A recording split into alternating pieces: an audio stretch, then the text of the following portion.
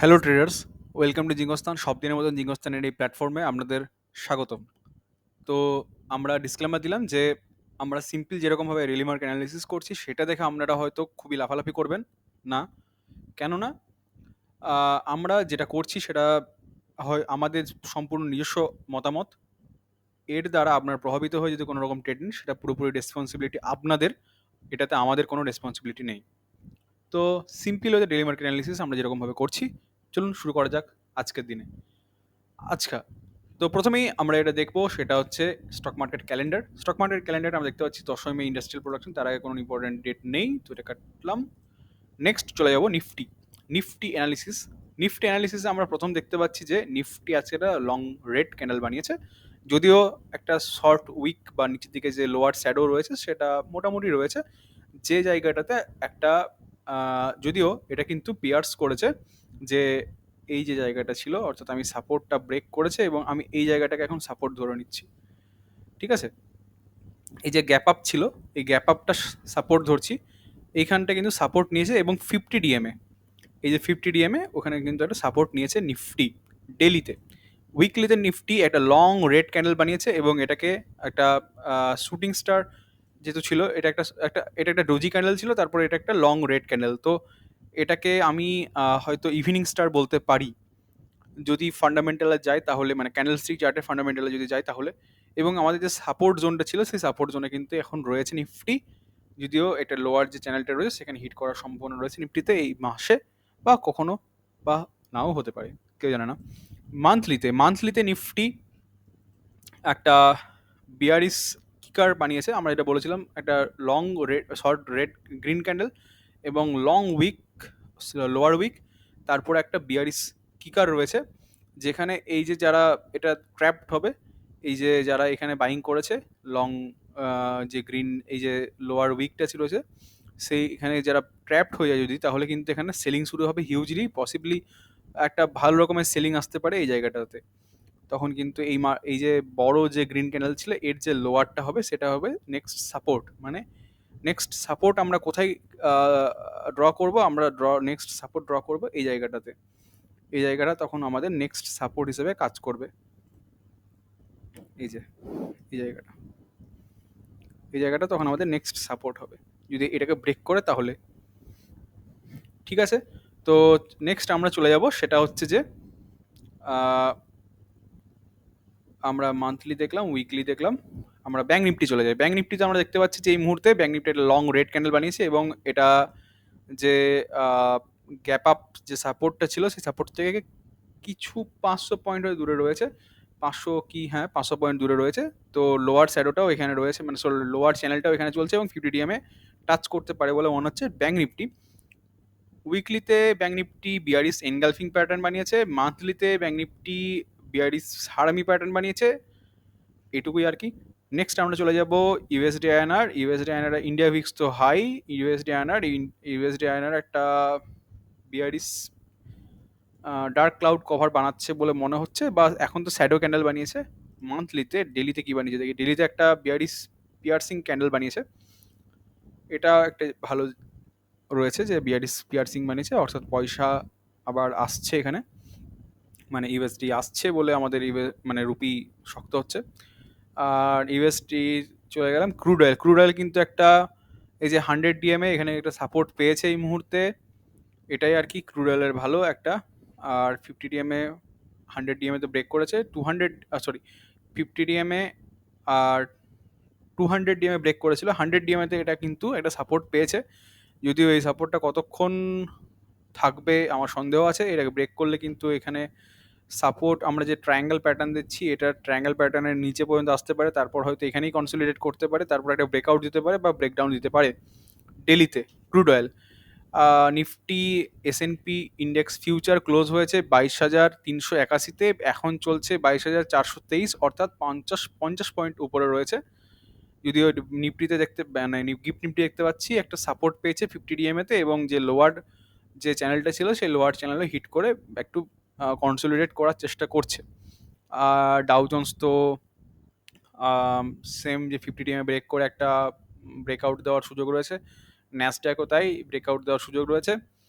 আর চলুন আমরা তাহলে আমরা যে ক্যান্ডেলস্টিক চার্ট আমরা প্রথমে দেখে নিলাম, সেটা শেষ করলাম। এবং নেক্সট আমরা চলে যাবো, সেটা হচ্ছে আমরা ওপেন ইন্টারেস্ট চার্ট দেখবো। ওপেন ইন্টারেস্ট চার্টে দেখাতে আমরা দেখতে পারি ব্যাঙ্ক নিফটিতে প্রথমে দেখে নিই, ব্যাঙ্ক নিফটির পিসিআর রয়েছে 0.75, সো বিআরডিস রয়েছে, এবং সব থেকে বেশি দেখতে পারি 49,000 বিশাল পরিমাণে, হিউজ পরিমাণে কল রাইটিং হয়েছে, পুট আনউইন্ডিং হয়েছে।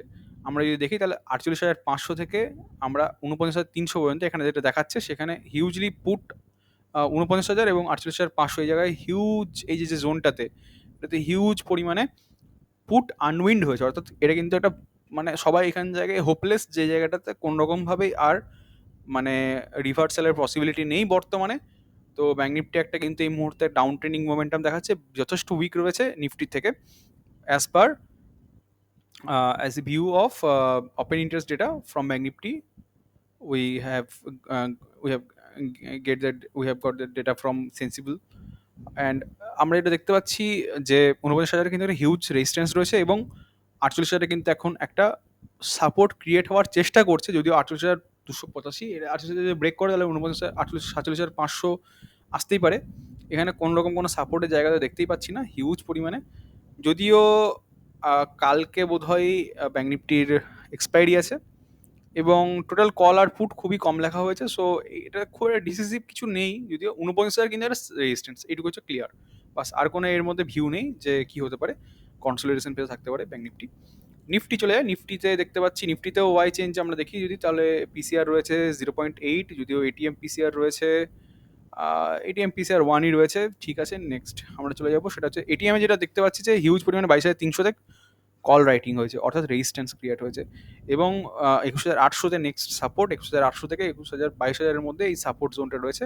তার আগে কিন্তু কোনো রকম ভালো সাপোর্ট জোন নেই, যদি এটা ব্রেক করে তাহলে কিন্তু 22,000 চলে যাবে।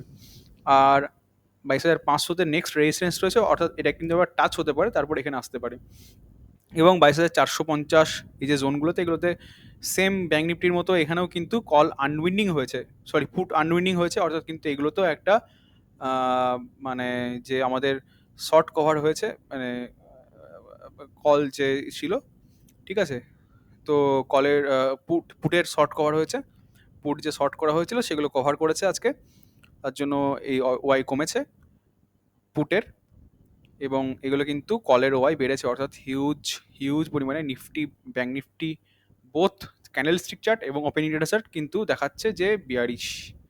নেক্সট আমরা চলে যাব এফআইডিআই ডেটা, লাস্টে আমাদের সব থেকে ইম্পর্টেন্ট যেটা সেটা, এবং এফআইডিআই ডেটা দেখতে পাচ্ছি নেগেটিভ 4.34, যেখানে আমরা দেখতে পাচ্ছি হিউজ পরিমাণ আজকে কল সেল করেছে, অর্থাৎ সরি কল কল বাই করেছে, পুট কিন্তু তার থেকে অনেক বেশি বাই করেছে, অর্থাৎ নেট নেট ভোলাটাইল থাকতে পারে, কিন্তু 4.34 বিয়ারিশ রয়েছে, বিয়ারিশ নেট নেট বিয়ারিশ রয়েছে এফআইরা।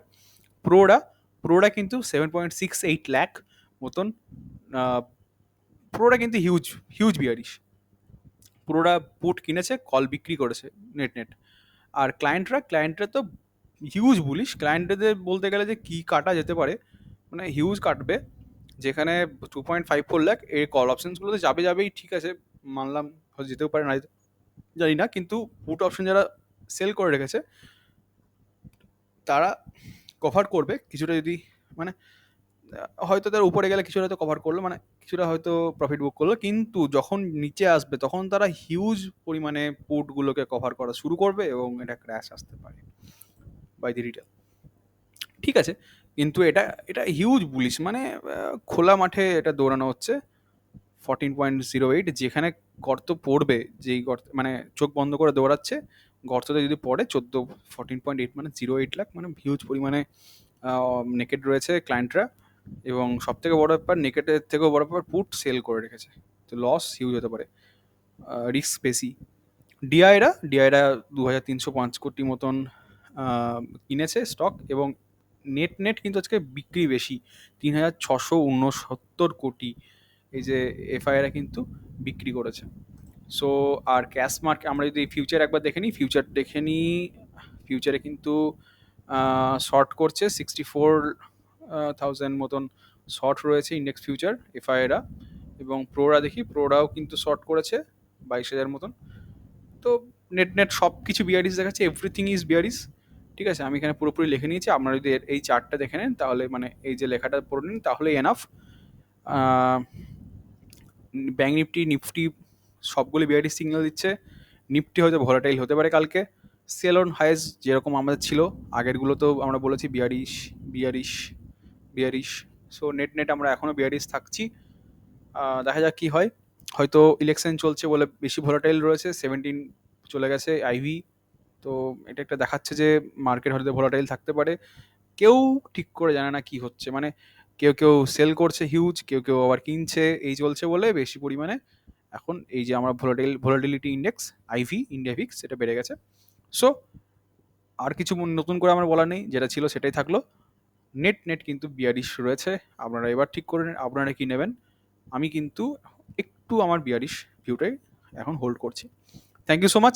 আজকের দিনে আমার ডেইলি মার্কেট অ্যানালিসিস এখানে শেষ করছি। যদি ভালো লাগে তাহলে প্লিজ লাইক, সাবস্ক্রাইব আর শেয়ার করুন চ্যানেলটা সবার সাথে, যারা আপনাদের প্রতিবেশী রয়েছে, বন্ধু বান্ধব বান্ধবী সবাদের সাথে।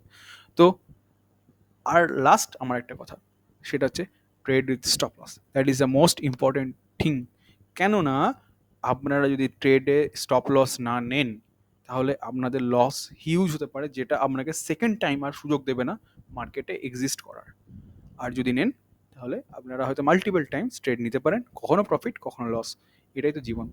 ঠিক আছে, শুরু করা মানে আমরা শুরু করেছিলাম, এবার শেষ করলাম। গুড নাইট, ভালো থাকবেন সবাই, আশা করি কালকের দিন খুব ভালো যাবে। আজকে আমরা এখানেই শেষ করলাম daily market analysis. Thank you so much.